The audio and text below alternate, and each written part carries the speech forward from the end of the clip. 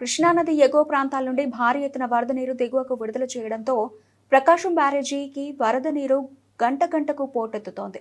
Pulichintala project నుండి దిగువకు సుమారు 3 లక్షల క్యూసెక్ల నీటిని విడుదల చేయడంతో బుధవారం ఆ వరద నీరంతా ప్రకాశం బ్యారేజీకి చేరుకోవడంతో ప్రస్తుతం బ్యారేజీ వద్ద గరిష్ట నీటి మట్టం నమోదైంది. గురువారం ఉదయానికి ప్రకాశం బ్యారేజీకి ఇన్ అవుట్ ఫ్లో 2.55 లక్షల క్యూసెక్లు ఉండగా బ్యారేజీ పూర్తిస్థాయి నీటి సామర్థ్యం 3.07 టీఎంసీలకు చేరుకోవడంతో మిగులు జలాలను బ్యారేజీ 70 గేట్లు ఎత్తి దిగువకు విడుదల చేస్తున్నారు.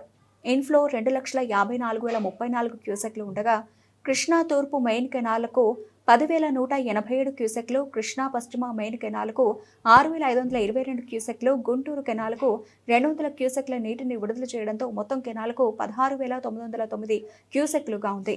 బ్యారేజీకి గరిష్ట నీటి మట్టం 12 అడుగులకు చేరుకోవడంతో మొత్తం బ్యారేజీ 70 గేట్లకు కాను 15 గేట్లు 6 అడుగుల మేర, మిగిలిన 55 గేట్లను 5 అడుగుల మేర ఎత్తి దిగువకు 2,37,125 క్యూసెక్ల నీటిని విడుదల చేస్తున్నారు.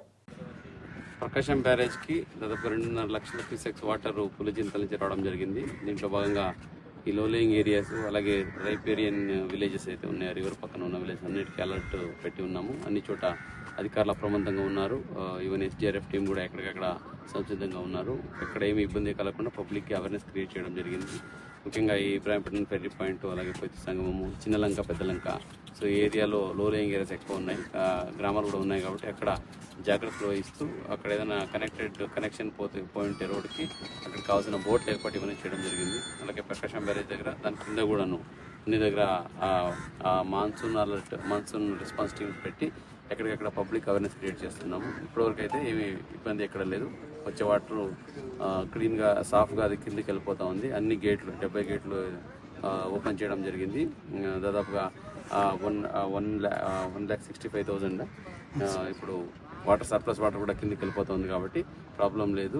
మానిటరింగ్ సో ఈ రోజు ఈవినింగ్ కల్లా మ్యాక్సిమం 3 lakhs క్యూసెక్స్ కూడా వాటర్ వచ్చే అంచనా ఉంది. దానికి తగ్గట్టుగా మనం తయారీ కూడా ఉంది కాబట్టి ప్రజలు భయపడాల్సిన అవసరం లేదు. కానీ అప్రమత్తంగా ఉండండి. ఎక్కడైతే ఫెర్రీలు, ఘాట్లు అలాగే రివర్ ఏరియాలో నీళ్ళకి దిగకండి. అలాగే పిల్లల్ని, పశువుల్ని కూడా ఎక్కడ నీళ్ళ దగ్గరికి వెళ్ళనివ్వకండి. కొంచెం ఈ 2 days అప్రమత్తంగా ఉండండి. ఈ సందర్భంగా కోరుతున్నాను.